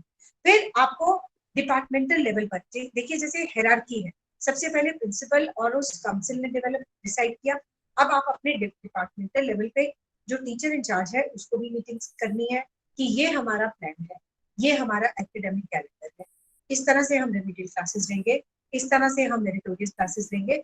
तो अब आपको नीचे लेवल पर उसको बहुत ही अच्छे लेवल पे आप अपने एडहॉक को, गेस्ट टीचर्स को, परमानेंट टीचर्स को, सभी को एक साथ आपको एक्सप्लेन करना चाहिए कि हम किस दिशा में मूव कर रहे हैं। उसके बाद आपको रेमेडियल क्लासेस का टीचिंग प्लान जो भी आपने बनाया है या जो भी टीचिंग प्लान आप बना रहे हैं उसको आपको डिजिटली और एक हार्ड कॉपी में आपको मेंटेन करना बहुत मैंडेटरी है। तो उसके बाद आपने किस तरह से करेंगे, जैसे ज्यादातर हम जो भी क्लास असेसमेंट करते हैं उससे हमें थोड़ा सा आइडिया होता है कि बच्चे कौन वीक है और कौन मेरिटोरियस है, या फिर अगर वो सेकंड सेमेस्टर में जा चुके हैं तो हम उनके फर्स्ट सेमेस्टर के रिजल्ट्स को देखकर हम एक अंदाजा लगा सकते हैं। और मैं आपको एक बात बता दूं कि आप बच्चों को डिवाइड कर रहे हैं मेरिटोरियस और नॉन मेरिटोरियस बच्चों में या इंटेलिजेंट और लेस इंटेलिजेंट बच्चों में, तो आपको ये चीज बच्चों तक नहीं जाने देगा, क्योंकि इससे बच्चों के मनोविज्ञान पे भी फर्क पड़ेगा। तो आप उसको ग्रुप A, B, C और D ऐसे करके बना सकते हैं। तो आप अकॉर्डिंगली पॉलिसीज अपने आप फ्रेम कर सकते हैं जो बच्चों तक नहीं जानी चाहिए कि हम वीक बच्चे हैं इसीलिए हम बी ग्रुप में हैं, या हम अच्छे बच्चे नहीं है इसलिए हम उसमें हैं। पर मेरे हिसाब से तो आपको मतलब इन ग्रुप्स को भी शफल करना चाहिए। जैसे आपने एक बच्चे को, एक जो मेरिटोरियस बच्चा था, कई बार बच्चे अपनी मेरिट खो देते हैं, वो गुमराह हो जाते हैं और उनके अगले सेमेस्टर में अच्छे नंबर नहीं आते, तो वो ग्रुप A से ग्रुप D में शिफ्ट हो गया, तो आपको कॉन्टिन्यूसली बच्चों के रिजल्ट्स को का एनालिसिस करना चाहिए और अकॉर्डिंगली बच्चों को शेफल करना चाहिए। और ये शेफल आप इस तरह से करेंगे कि बच्चों के मन को, उनके मनोविज्ञान को, उनके उनके दिल को, उनकी उनकी साइकी को अफेक्ट ना करे। आपको इस तरह से पॉलिसीज बनानी चाहिए। और अगर आप इस तरह से मूव करेंगे तो आपको ये पता चलेगा कि बच्चों का क्या रीजन है कि वो क्यों परफॉर्म नहीं कर पा रहे।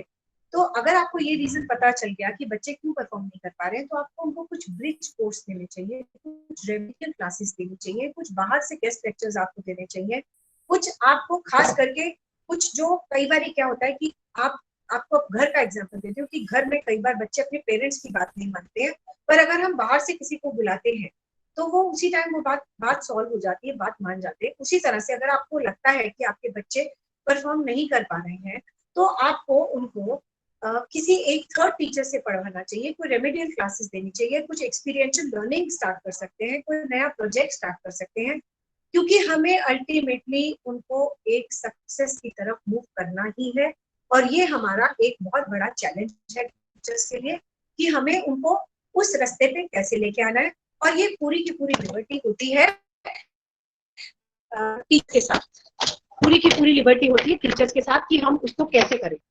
तो अब क्या है कि हमें ये देखना है कि हम इस चीज को कैसे मूव करें।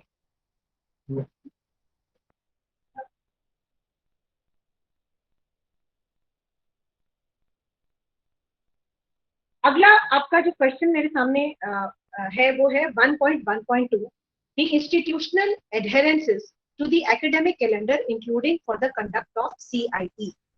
तो एकेडमिक कैलेंडर की अगर हम बात करते हैं तो हमें उसको प्लान करना चाहिए, और हमें उसको कैसे प्लान करना है ये आपको सोचना है। सो सबसे पहला क्वेश्चन एक हायर एजुकेशन इंस्टीट्यूट के लिए ये रहेगा, how to prepare an academic calendar, कि आपको उसमें सेमेस्टर वाइज बनाना है, मंथली बनाना है, बाय मंथली बनाना है, 6 महीने का बनाना है, एनुअल कैलेंडर बनाना है। ये कॉलेज की लिबर्टी पे है, पर आपको एकेडमिक कैलेंडर बनाना है। और इस एकेडमिक कैलेंडर की सूचना आपकी वेबसाइट पे होनी ही चाहिए, टीचर्स के पास भी और बच्चों के पास भी। और उस एकेडमिक कैलेंडर को बनाने की जो पार्टिसिपेशन है वो भी आपको वाइड रखनी चाहिए। आपको कहीं ना कहीं स्टूडेंट्स को हर चीज में इन्वॉल्व रखना है, क्योंकि स्टूडेंट्स का पॉइंट ऑफ व्यू बहुत ज्यादा जरूरी है मेरे हिसाब से। क्योंकि स्टूडेंट्स को अब जैसे मैं कोई भी किताब लिखती हूँ तो मैं एक स्टूडेंट से रिव्यू जरूर कराती हूँ कि बेटा जो मैंने लिखा है क्या आप उसको समझ पा रहे हैं। अगर वो बच्चा बोलता है कि नहीं मैडम मैं समझ नहीं पा रहा हूँ, तो मैं अपनी लैंग्वेज को सिंपल करती हूँ। तो जो भी आप एकेडमिक कैलेंडर बना रहे हैं, सबसे पहले तो आपको ये होना चाहिए कि हमें एकेडमिक कैलेंडर कैसे बनाना है, उस एकेडमिक कैलेंडर बनाने में हमें किस किस को इन्वॉल्व करना है और कब बनाना है। सेमेस्टर के ऑब्वियसली बिगिनिंग में ही आप बनाएंगे, बीच में तो आप बना नहीं सकते, तो आपको एक सेमेस्टर में या आप एनुअली जो भी आप बनाएंगे उसका टाइम आपका फिक्स होना चाहिए, ताकि बिल्कुल क्लियर एकेडमिक पॉलिसीज, इनको हम एकेडमिक पॉलिसीज भी कहते हैं। और एकेडमिक कैलेंडर की जो इम्पोर्टेंस है वो सभी को समझानी चाहिए। तो आपको फैकल्टी के साथ फ्रीक्वेंट, अब जैसे अब हम इस डिजिटल प्लेटफॉर्म पे आ चुके हैं कि आपको सिर्फ 10 मिनट लगते हैं कि सारी फैकल्टी को अपने साथ जोड़ें, सारी फैकल्टी को इस चीज के बारे में बताएं कि हमें एकेडमिक कैलेंडर की क्यों जरूरत है। वो एकेडमिक कैलेंडर डिपार्टमेंट वाइज और पूरे कॉलेज का एक एकेडमिक कैलेंडर डिस्प्लेड होना चाहिए आपकी वेबसाइट पे। वो सभी के लिए एक विन विन सिचुएशन है। सभी को पता है कि अब एग्जाम आने वाला है, अब हमें 25% कोर्स पूरा करना है, अब हमें ये एक्टिविटी करानी है, ये कल्चरल इवेंट है, ये एकेडमिक इवेंट है, ये सभी चीजें आपकी वेबसाइट पे आनी चाहिए। नेक्स्ट है 1.1.3। इसमें क्या है, teachers of institute participate in following activities related to curriculum development, assessment of affiliating universities, representation on the following academic bodies during the last 5 years। ये एक क्वांटिटेटिव मैट्रिक्स है 5 नंबर का, मैं इसको भी पूरा समझाऊंगी। देखिए आपके, जैसे मैं अपने बारे में बात करती हूँ, मैं यूजीसी के साथ जुड़ी हूँ, मैं एमएचआरडी के साथ जुड़ी हूँ, मैंने कुछ सिलेबस रिविजन में काम किया है, मैंने अपने यूनिवर्सिटी के लिए पेपर्स भी बनाए हैं, मैं एकेडमिक रिफॉर्म कमेटी में भी रही हूँ, मैं बोर्ड ऑफ रिसर्च स्टडीज में बहुत सारी यूनिवर्सिटीज के पैनल पे हूँ। तो इस तरह की इंफॉर्मेशन आपको सभी टीचर्स से मंगवानी चाहिए। और उसका ब्यौरा यहाँ पे आपको देना है, क्योंकि इस क्राइटेरिया के भी 5 नंबर है। इसका क्या मतलब है कि आपके टीचर्स का लेवल इतना अच्छा है कि वो एकेडमिक काउंसिल में, गवर्निंग काउंसिल्स में, design and development of courses में, कोई आपने डिप्लोमा कोर्सेज स्टार्ट किए हैं, एड ऑन कोर्सेज स्टार्ट किए हैं, आप यूजी या पीजी क्वेश्चन पेपर फॉर्मेशन में उसका पार्ट रहे हैं, तो इस तरह की माइन्यूट इंफॉर्मेशन आपको अपने फैकल्टी से मंगवानी चाहिए और पिछले 5 साल का रिकॉर्ड आपको नैक को देना है इस पर्टिकुलर क्राइटेरिया के, जो कि क्वांटिटेटिव मैट्रिक्स है। क्वांटिटेटिव को हम QN मैट्रिक्स भी कहते हैं। इसमें नैक आपको 5 नंबर देगा कि आपको एकेडमिक वर्क के लिए और ऐसी बॉडीज के साथ जुड़ने के लिए एक सराहना दी जा रही है कि आपको 5 नंबर मिल रहे हैं कि आप सिर्फ उसका पार्ट है और आपको कॉलेज, आप उस कॉलेज में पढ़ाते हैं और आप अलग अलग बॉडीज में, गवर्निंग काउंसिल्स में, सिलेबस फॉर्मेशन में, बोर्ड ऑफ स्टडीज में, बोर्ड ऑफ रिसर्च स्टडीज में पार्ट है, तो आपको ऐसी इंफॉर्मेशन कलेक्ट करके आपको नैक को देनी। तो इसमें से ऑल ऑफ द अबव, ये जो भी असेसमेंट मैंने आपको अभी 5 पॉइंट्स बताए हैं, academic council, setting of question paper, design and development, assessment evaluation, या आप किसी एकेडमिक बॉडी का पार्ट है, अगर आपने इसमें से 3 भी फॉलो कर लिए तो आपको नैक पूरे के पूरे 5 नंबर दे देगा। अगला की क्राइटेरिया है 1.2 एकेडमिक फ्लेक्सिबिलिटी। इसके 30 मार्क्स हैं, तो ये समझना बहुत जरूरी है। मैं इसको अपनी तरफ से एक बहुत ही सरल शब्दों में आपको समझाना चाहती हूँ। इसमें percentage of programmes in which choice based credit system, elective course system has been implemented. सबसे पहले तो आपको ये बताना है कि आपने बच्चों को कौन सा कोर्स ऑफर किया हुआ है। अगर choice based credit system offer किया है, कौन कौन से स्किल कोर्सेज ऑफर किए हैं। और हमारी यूनिवर्सिटी में, दिल्ली यूनिवर्सिटी में हम CBCS मोड पर हैं। पहले हम एनुअल मोड पे थे, उसके बाद हम 4 ईयर अंडर ग्रेजुएट प्रोग्राम में गए और अब पिछले 3-4 साल से हम CBCS पे है। तो आपको ये बताना है कि आप चॉइस बेस्ड क्रेडिट सिस्टम में है कि नहीं है और उसका इम्प्लीमेंटेशन आप कर रहे हैं कि नहीं कर रहे हैं। इसके आपको 10 नंबर मिलेंगे। उसके बाद है एकेडमिक फ्लेक्सिबिलिटी, इसके बारे में आपको मैं बताती हूँ। 1.2.2 नंबर ऑफ एड ऑन और certificate programmes offered during the last 5 years।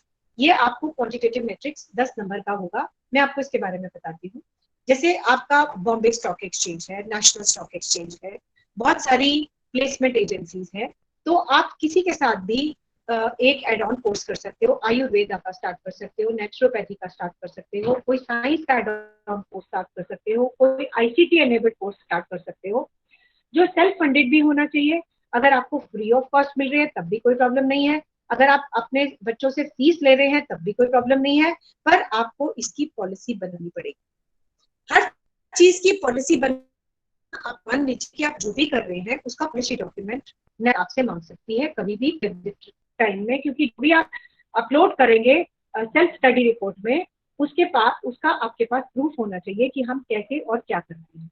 तो इस केस में अगर आपने कोई भी एड ऑन कोर्स स्टार्ट किया है तो उसमें कितने बच्चे एनरोल्ड है, कौन कौन से, इसमें बच्चों का नहीं है, आपने सिर्फ अभी इसमें आपको नंबर बताना है कि आपने कितने एड ऑन कोर्सेज स्टार्ट किए हुए हैं और number of add on courses programmes पिछले 5 साल का आप इसमें ब्यौरा देना है। आप इसमें आवर्स का कोई हिसाब नहीं है, 30 घंटे से कम भी हो सकता है, ज्यादा भी हो सकता है। और courses offered, number of times, number of courses, number of students, ये सारी इंफॉर्मेशन आपको देनी है। सपोज मैंने 10 एड ऑन कोर्सेज स्टार्ट किए हैं और मैंने वो नोटिस बच्चों को लगाया कि बेटा हमारे कॉलेज में ये एड ऑन कोर्सेज हैं, तो उस नोटिस की कॉपी मेरे पास होनी चाहिए। उसके बाद मतलब सैंक्शन लेटर होना चाहिए बच्चे के पास कि वो उस कोर्स में एनरोल हुआ, स्टूडेंट्स की लिस्ट होनी चाहिए और स्टूडेंट्स ने कितना अटेंड किया वो होना चाहिए। मतलब अब नैक एक्रेडिटेशन कराना आसान नहीं है, बिल्कुल ट्रांसपेरेंसी है। और मैं तो इस बात से बहुत खुश हूँ कि जितनी लेवल ऑफ ट्रांसपेरेंसी बढ़ती है उतना एकेडमिक स्टैंडर्ड्स बढ़ते हैं। क्यों आज इंडिया का नाम इतना ऊंचा नहीं है कुछ एस्पेक्ट्स को लेकर हायर एजुकेशन के, क्योंकि हमारे यहाँ पे अकाउंटेबिलिटी और ट्रांसपेरेंसी की कमी है। मैं ये बहुत ओपन डाइस पे कह रही हूँ। तो नैक एक्रेडिटेशन और इसी तरह के रैंकिंग फ्रेमवर्क्स का आना और हमारा हायर एजुकेशन इंस्टीट्यूट्स का उस रास्ते पे जाना इस बात को प्रमाणित करता है कि हम भी एक higher level of education standards की तरफ जा रहे हैं, अग्रसर है, और हम पीछे मुड़कर अब नहीं देखेंगे। तो जितना हो सके इस चीज को प्रमोट करिए, पॉजिटिविटी प्रमोट करिए, लोगों को मोटिवेट करिए। हम कॉमर्स में एक बात कहते हैं कि ट्रांजैक्शनल अप्रोच नहीं होनी चाहिए, ट्रांसफॉर्मेशनल अप्रोच होनी चाहिए। ट्रांजैक्शनल अप्रोच का मतलब होता है कि हमें क्योंकि डंडा है इसलिए हम कर रहे हैं, हमें इसलिए नहीं करना, हमारा दिल कह रहा है, हमारी आत्मा कह रही है, इसलिए हमें करना है। अगर आप इस लेवल पे पहुंच जाएंगे तो आप सोच सकते हैं हम विश्व में सबसे पहला एक ऐसा नेशन बन जाएंगे जहाँ पे एजुकेशन का स्टैंडर्ड सबसे ऊंचा है, और ये दिन दूर नहीं है। सिर्फ हमें इस चीज को मन से अपनाना है, इस चीज को हमें बहुत वो करना है, और इस चीज को हमें बहुत ही लोगों तक पहुंचाना है कि हमें क्वालिटी स्टैंडर्ड्स चाहिए। ठीक है, नेक्स्ट मैं आपको बताती हूँ। नेक्स्ट वाला है average percentage of students enrolled in certificate and add-on programs as against total number of students during the last 5 years.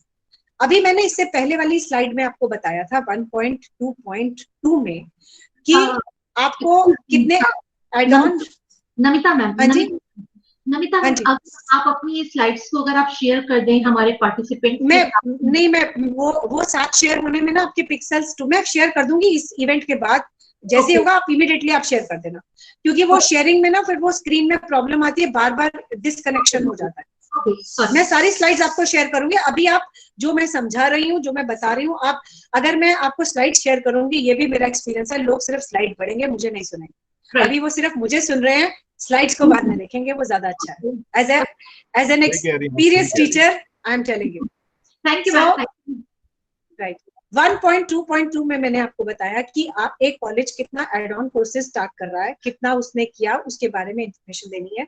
और 1.2.3 में आपको उसमें परसेंटेज ऑफ स्टूडेंट्स वो देने हैं कि कितने बच्चों ने इसमें पार्टिसिपेट किया, कितने परसेंटेज ऑफ स्टूडेंट्स ने पिछले सालों में इसमें पार्ट लिया, उसका क्वांटिटेटिव मैट्रिक्स देना है। इसकी कैसे मतलब व्याख्या होगी, ये मैं आपको अभी इसके स्टैंडर्ड ऑपरेटिंग प्रोसीजर्स में जरूर बताऊंगी और आपको ये शेयर करूंगी। अगला की इंडिकेटर है 1.3 करिकुलम एनरिचमेंट। देखिए, अगर मैं for example corporate social responsibility की बात करती हूँ कि कॉर्पोरेट सोशल रिस्पॉन्सिबिलिटी का, जैसे मैं एक एनजीओ रन करती हूँ, तो मैं ये एनजीओ किसी की जबरदस्ती से रन नहीं करती, मेरा दिल करता है कि मैं अंडर प्रिविलेज की मदद करूं। तो अगर मैं एक चैप्टर कॉर्पोरेट सोशल रिस्पॉन्सिबिलिटी का पढ़ा रही हूँ क्लास में, और अगर मैं इसके बारे में, जैसे टाटा को पीकॉक अवार्ड मिला, या मैं अपनी किसी भी एनजीओ एक्टिविटी के बारे में बच्चों को व्याख्यान दे रही हूँ, इसका क्या मतलब है कि मैं अपने कोर्स को एनरिच कर रही हूँ, अपने करिकुलम को एनरिच कर रही हूँ, क्योंकि बच्चों को एग्जाम्पल के साथ पढ़ाने में, केस स्टडी के साथ पढ़ाने में उनका वो ज्यादा अच्छे से रिलेट कर सकते। ये मेरा पर्सनल एक्सपीरियंस है। और दिल्ली यूनिवर्सिटी में इस तरह की केस स्टडी, रोल प्लेइंग, एक बार तो मैंने क्लास में इस तरह से पढ़ाया था। मैंने आप उनको एक केस दे दिया था कि आप ऐसे रोल प्ले करेंगे कि आप एक कंपनी के सीईओ हैं। मैं रिक्रूटमेंट के बारे में बता रही थी कि हम लोगों को कैसे रिक्रूट करते हैं, लोगों को कैसे नौकरी देते हैं, इसके बारे में मैंने उनको रोल प्ले करवाया कि एक बच्चा अगले दिन वो मैनेजर के शेप में बैठा, बाकी के बच्चे इंटरव्यूइज के शेप में बैठे। तो वो जो रोल प्ले एनेक्ट किया, उससे बच्चों को पूरी पॉलिसीज का समझ में अपने आप आ गया, और मैंने कुछ भी नहीं समझाया, बच्चों ने मुझे समझाया। इसको हम रिवर्स मेंटरिंग भी कहते हैं।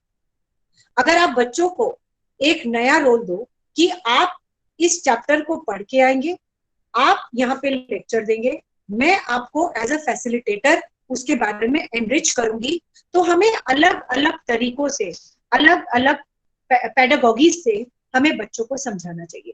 ये लकीर का फकीर है कि एडवांटेजेस लिखवा दी, डिसएडवांटेज लिखवा दी तो टॉपिक पूरा हो गया। मैं वैसी टीचर नहीं, और मैं डिक्टेशन में बिलीव नहीं करती। मैं एक फैसिलिटेटर का रोल प्ले करती हूँ, जो कि एक नेक के लिए अब ये जरूरी कंडीशन हो गई है कि आपको न्यू टीचिंग पेडागॉगी के बारे में बच्चों को करिकुलम को एनरिच करके बताना है, डॉक्यूमेंट्री के साथ, केस स्टडी के साथ, रोल प्ले के साथ, व्याख्यान के साथ अच्छे से चीजों को समझ पाते हैं। मैं आपको एक और एग्जांपल देती हूँ। मैं अपने कॉलेज एग्जाम्पल दे रही हूँ। इसमें मैंने अपने कॉमर्स के सारे टीचर की एक मीटिंग बुलाई। मैंने उनको बोला कि आप एक गुरु पिक्चर देख के आइए और पिक्चर में बनता है, एक बिजनेस बनता है, तो मैनेजमेंट की किताब समझाई और ये प्रोग्राम 6 या 7 घंटे का इस टीचर्स को भी किया। छोटे मैंने की पिक्चर में आप रोल करेंगे, इससे में क्या थिंग्स है मैनेजमेंट आप रोल प्ले करेंगे। इससे क्या हुआ, मैंने पूरे कॉमर्स डिपार्टमेंट को हमारे पास 20 टीचर हैं, 20 के 20 टीचर्स इस वर्कशॉप का पार्ट बने। ये इनोवेटिव टीचिंग पैडागोगी हो गई। बच्चों ने फिल्म, हमने बच्चों को भी मैसेज दिया कि आप पिक्चर देख के आना। और इस वर्कशॉप को आप सोच भी सकते कितना सक्सेस मिला। इसमें मीडिया में भी कवर हुआ हमारा, ये बहुत ज्यादा सराहनीय वर्कशॉप माना गया। और इस वर्कशॉप का नाम मैंने मंथन रखा। मंथन से आप मक्खन निकालते हैं, उसी तरह से इस तरह की वर्कशॉप से आप बच्चों का इंटेलेक्ट, टीचर्स का इंटेलेक्ट और टीचर्स की व्यू पॉइंट, ये आप अलग तरीके से निकाल पाए। तो इस तरह का आप प्रोग्राम्स अपने कॉलेज में भी करिए। अपनी क्रिएटिविटी को टॉप पे रखिए।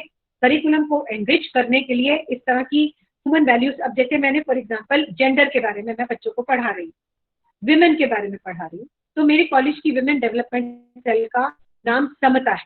समता मतलब इक्वालिटी। तो मैंने उसके साथ साथ मेल्स के बारे में भी बताया, ट्रांसजेंडर के बारे में भी बताया, LGBTQ के बारे में भी बताया। तो बच्चों ने, मैंने ये करिकुलम का पार्ट नहीं था, ट्रांसजेंडर्स के बारे में बताना, लेस्बियन के बारे में, गे के बारे में, बाइसेक्सुअल के बारे में, LGBTQ हमारे करिकुलम नहीं था। पर जेंडर को बताते बताते मैंने उनको एक बहुत ही ब्रॉडर आउटलुक में एक वर्कशॉप के जरिए मैंने ये इस तरह की एनरिचमेंट उनके दिमाग में कराई कि हमारे विश्व में, हमारे समाज में इस तरह के लोग हैं और हमें इनको देना चाहिए, मान्यता देनी चाहिए, इक्वालिटी देनी चाहिए, क्योंकि ये सभी का एक अपना पर्सनल व्यू है कि वो किस तरह से अपनी जिंदगी चाहता है। मैंने अपने कॉलेज में ट्रांसजेंडर्स को बुलाया, उनके साथ मैंने इंटरव्यू किया, मैंने बच्चों के साथ रूबरू कराया, उनके एक्सपीरियंसेस को शेयर करवाया। उससे क्या हुआ, मैंने इनसे एक बहुत ही टफ क्वेश्चन पूछा कि आपको ट्रांसजेंडर, आप ट्रांसजेंडर हो, आप खुसरे हो या आप एक इस लेवल पर हो, ये आपको किसने बताया। मैं उस ट्रांसजेंडर का नाम नहीं लूंगी। उन्होंने बताया कि मुझे लोगों ने बताया कि मैं ट्रांसजेंडर हूँ, I was born like a male child, but मुझे लोग बताया कि मेरी बातें फीमेल जैसी और मेरे शौक भी फीमेल जैसे हैं। तो कौन है, मैं 5-6 साल की उम्र से मैं ये सुन रही हूँ कि मैं एक ट्रांसजेंडर हूँ। फिर भी तो उन्होंने अपनी लाइफ में कोई डिफीट नहीं मानी, उनकी सक्सेस स्टोरीज को मैंने लोगों तक पहुंचवाया। मैंने बहुत सारे इस तरह के ट्रांसजेंडर्स को, और मैं ट्रांसजेंडर की वर्कशॉप बहुत कॉन्टिन्यूस करवाती हूँ, LGBTQ की भी मैंने करवाई है, ताकि बच्चों को एक ब्रॉड स्पेक्ट्रम की नॉलेज में दे पाऊँ, नए तरीकों से हम बच्चों पे नई नॉलेज दे पाए। एनवायरमेंट के बारे में मैंने बताया, एनवायरमेंट को कैसे सस्टेन कर सकते हैं। जैसे फॉर एग्जांपल मैंने उनको ये बताया, एनवायरमेंटल सस्टेनेबिलिटी आप अपने घर से शुरू कर सकते हैं। आप फल खाते हैं, सब्जियां खाते हैं, उसके जो भी छिलके हैं आप उसको पूरा संभाल के रखिए। पूरे दिन में जो भी आपके पास ये इकट्ठा होता है उसमें पानी डाल के आप मिक्सी में चर्न करिए और आप गमलों में डालिए, तो ये आप ऑर्गेनिक खाद बना सकते हैं। तो बच्चों ने ऐसा कर दिया। तो मैं इस चीज से बहुत ही खुश हूँ कि एज ए टीचर आप छोटी छोटी टिप्स देकर आप सस्टेनेबिलिटी की तरफ, एनवायरमेंट की तरफ करिकुलम को एनरिच कर सकते हैं, तरह तरह के एग्जाम्पल्स दे सकते हैं, जिससे बच्चे और खुश होकर क्लास में आएंगे। 100% अटेंडेंस है, आपको अटेंडेंस में एंट्री भी नहीं करनी पड़ेगी, तो भी बच्चे आपकी क्लास में जरूर आएंगे। तो मैंने शुरू से ही अपनी टीचिंग पैडागोजीज में एग्जाम्पल्स के थ्रू बच्चों को समझाया है, और वो बच्चे, आज मुझे 27 साल हो गए दिल्ली यूनिवर्सिटी में पढ़ाते हुए, वो बच्चे आज भी मेरे साथ कनेक्टेड हैं, आज भी मेरे साथ बात करते हैं, और वो मुझे इस बात का श्रेय भी देते हैं कि मैम हम आज इस पोजीशन पे है तो कहीं ना कहीं कुछ परसेंटेज जो है वो आपकी वजह से है, क्योंकि आपने हमें बहुत डीप नॉलेज दी है। तो ये मैं सभी जो भी टीचर्स हैं उनसे मैं एक ये एक सलाह दे रही हूँ, एक एडवाइस दे रही हूँ as a teacher, because I am your contemporary, मैं भी आप में से ही एक हूँ। आज मैं ये पोजीशन का कोई प्रॉब्लम है ही नहीं, आज मैं इस पोजीशन पे हूँ, कल आप उस पोजीशन पे होंगे, पर अल्टीमेटली हम एक टीचर हैं और हमें लर्निंग एक्सपीरियंसेस के थ्रू, अपने एक्सपीरियंसेस के थ्रू बच्चों तक हमें जितना भी पहुंचा सकते हैं नॉलेज, उसको हमें पहुंचाना चाहिए। अब मैं आपको नेक्स्ट क्राइटेरिया का बताऊंगी 1.3 करिकुलम एनरिचमेंट की बात मैंने आपको बताई। जैसे आप एनवायरनमेंट की बात करते करते आप 10 तरह के और एग्जाम्पल दे सकते हैं कि बच्चों को क्लासरूम से ज्यादा नॉलेज हो जाए। जेंडर की बात करते करते आप, और जैसे मैंने ट्रांसजेंडर की बात बताई, ह्यूमन वैल्यूज को आप एथिक्स की बात कर सकते हैं, तो ह्यूमन वैल्यूज के बारे में आप उनको बता सकते हैं। जैसे मैंने बच्चों को एग्जाम्पल दिया, मैं एथिक्स पढ़ा रही थी, बिजनेस एथिक्स और human values. Values and ethics का जो सब्जेक्ट है वो बहुत ही मुश्किल है पढ़ाना, और हालांकि इसको अपने व्यक्तित्व में लाना भी मुश्किल है, क्योंकि हम मतलब जन्म से ही सेल्फिश होते हैं, लेट अस एक्सेप्ट। तो एक मैं आपको एग्जांपल दूंगी। मैंने बच्चों को बताया कि आप एक जगह पे जा रहे हैं, वहां पे एक बम पड़ा हुआ है, अगर आप उस बम को नहीं हटाते तो आप मरते हैं, और अगर आप हटाते हैं तो बाकी के सारे बचते।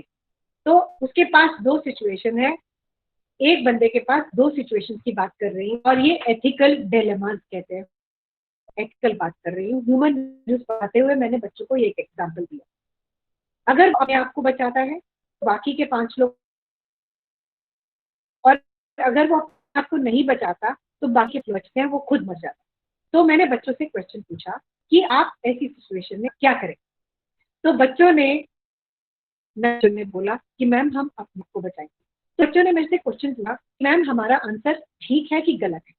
तो मैं आपको बता दूं, एथिक्स में अपने आप को बचाना भी ठीक है, लोगों भी ठीक है, ये चॉइस इसी को हम एथिकल डिलेमा कहते हैं, एथिकल क्रॉस। रास्ते में जाऊं या उस रास्ते में, अगर आप अपने आप को बचाते हैं तो, अगर आप ज्यादा लोगों को बचाते हैं तो ये एक सोसाइटी को हम बोलते हैं कि हमने परवाह नहीं की, हमने अपने आप को मतलब एक लोगों का, बच्चों का जो आंसर था, मैंने उसको ये बोला कि बिल्कुल गलत नहीं है, आप लोगों को तब जब आप खुद बचेंगे, बट फिर भी कॉन्टेक्ट है, इसके अंदर कोई राइट कोई रॉन्ग नहीं। तो इस तरह की मैंने बातों को बच्चों को बताया। ये बताते बताते डियोंटोलॉजी अप्रोच कॉन्सिक्वेंस का है कि अगर आप फॉर एग्जांपल आपके झूठ बोलने से किसी की लाइफ बच रही है तो ये एथिकल है, एथिकल। तो इसमें भी है कि झूठ बोलना तो गलत है, तो फिर बच्चों बोलना गलत है, पर आपने यहाँ पे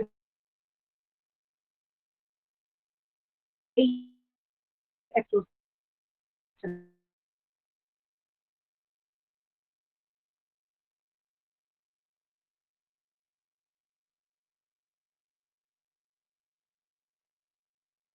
डियोंटोलॉजिकल अप्रोच है। तो इस तरीके से सरल एग्जांपल्स के थ्रू आप अपने को एनरिच कर सकते हैं, बच्चों के दिल पहुंच सकते। तो मतलब आपने कैसा एग्जांपल्स आप दे रहे हैं, ये आपका अपना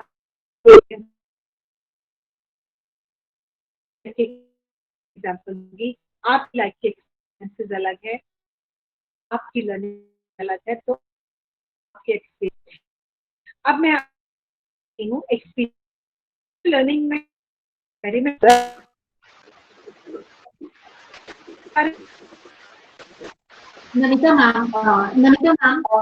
Namita ma'am average percentage of the courses that include. हाँ जी मैम, आपकी आवाज काफी ब्रेक हो रही है उधर से, और हमारे पार्टिसिपेंट्स के पास नहीं पहुंच पा रही है। लक्ष्मी जी आपकी आवाज, मैम आपकी आवाज बहुत ज्यादा ब्रेक हो रही है, हमारे पार्टिसिपेंट्स के पास नहीं पहुंच पा रही है, और बहुत ही इंपॉर्टेंट इश्यूज आप डिस्कस कर रहे हैं। बिल्कुल ठीक आ रहा है। अच्छा, ओके ओके, हम लोग कंटिन्यू करते हैं।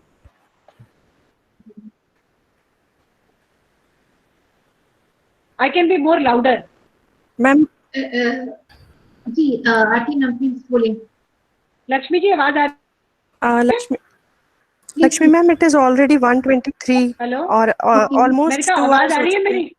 आवाज आ रही है मेरी? आप हैं। जी नमिता जी मैम, नमिता मैम, आवाज आ रही है। नमिता मैम, मेरी जी जी मैम, हम लोग किस समय तक मीटिंग को और चलाएंगे? लगभग हाफ एन आवर। मैम, मेरी वॉइस आ रही है आपके पास? ठीक Hey, है। I suggest that हाँ, Dr. Namita, अच्छा, she should अब conclude हमारा, her lecture for today. हाँ मैं आप, yeah, I'm concluding today. Okay, the next criteria is 1.3. इसमें आप स्टूडेंट्स को कुछ प्रोजेक्ट्स दे सकते हैं जिससे कि उनका हैंड्स ऑन एक्सपीरियंस होगा। इंटर्न में भी जुड़ते हैं, उसका नंबर हमें देना पड़ता है। हमें नैक को फीडबैक भी देना होता है 1.4.1 में, और फीडबैक 4 लोग देते हैं, स्टूडेंट्स, टीचर्स, एम्प्लॉयर और एलुमनाई। ये फीडबैक फॉर्म कैसे बनता है ये मैं आपको इसका एग्जांपल आपको शेयर कर दूंगी। फीडबैक लेना बच्चों से बहुत जरूरी है क्योंकि उससे हमारी क्वालिटी स्टैंडर्ड की इम्प्रूवमेंट होती है, और फीडबैक उसका रिजल्ट डालना भी बहुत।